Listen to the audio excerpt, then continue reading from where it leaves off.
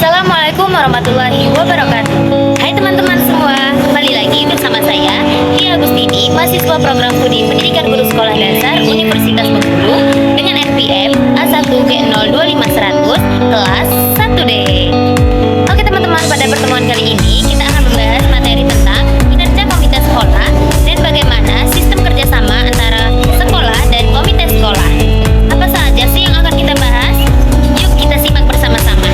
Oke, yang pertama ada pengertian komite sekolah. Komite sekolah adalah lembaga mandiri yang mewadahi peran serta masyarakat dalam meningkatkan mutu, pemerataan, dan efisiensi pengelolaan pendidikan di satuan pendidikan. Lalu, apa saja fungsi komite sekolah? Nah, adapun fungsi komite sekolah yang pertama yaitu pemberi pertimbangan, yakni memberikan masukan dalam penyusunan kebijakan di sekolah.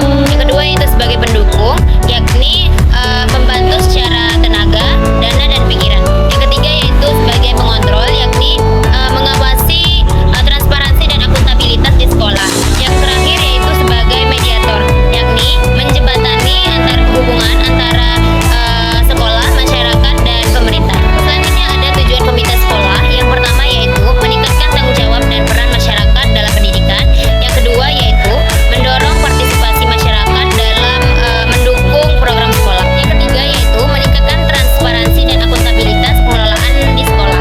Oke, yang selanjutnya ada program kerja komite sekolah. Yang pertama yaitu bidang akademik, yakni mendukung kegiatan lomba akademik dan non-akademik, menyediakan narasumber atau pelatihan tambahan bagi siswa. Contoh, komite mendanai kegiatan Olimpiade Sains dan pelatihan bahasa Inggris. Selanjutnya yang kedua yaitu bidang sarana dan prasarana, yakni mengusulkan dan membantu perbaikan fasilitas sekolah. Contoh, renovasi ruang kelas dan pembuatan taman baca. 3. Bidang kesejahteraan dan sosial, yakni memberikan bantuan untuk siswa yang kurang mampu. Contoh, program orang tua asuh bagi siswa yang tidak mampu membayar seragam. Yang terakhir yaitu bidang kemitraan dan lingkungan, yakni menjalin kerjasama dengan dunia usaha atau instansi. Contoh, mengundang bank untuk memberikan edukasi keuangan di sekolah. Adapun bentuk kerjasama sekolah dan komite sekolah, yang pertama yaitu perencanaan program sekolah, yakni komite ikut dalam rapat penyusunan rencana kerja sekolah atau RKS. Contoh, komite memberi masukan pada prioritas anggaran tahun ajaran baru. 2.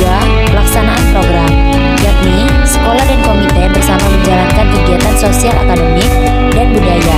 Contoh, komite dan guru bekerja sama dalam kegiatan peringatan Hari Pendidikan Nasional. 3.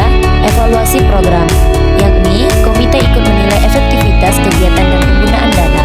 Contoh, komite memantau pelaksanaan program literasi sekolah. selanjutnya ada prinsip kerjasama antara sekolah dan komite sekolah. Yang pertama yaitu transparansi, yakni semua kegiatan dan dana bersifat terbuka.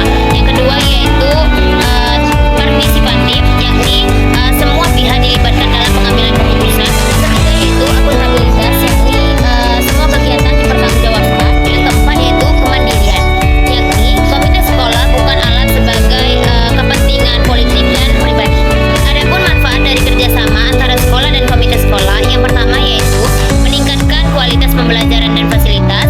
Yang kedua yaitu memperkuat hubungan antara sekolah dan masyarakat. Yang ketiga yaitu mendorong partisipasi aktif orang tua. Dan yang keempat yaitu menumbuhkan kepercayaan publik terhadap sekolah.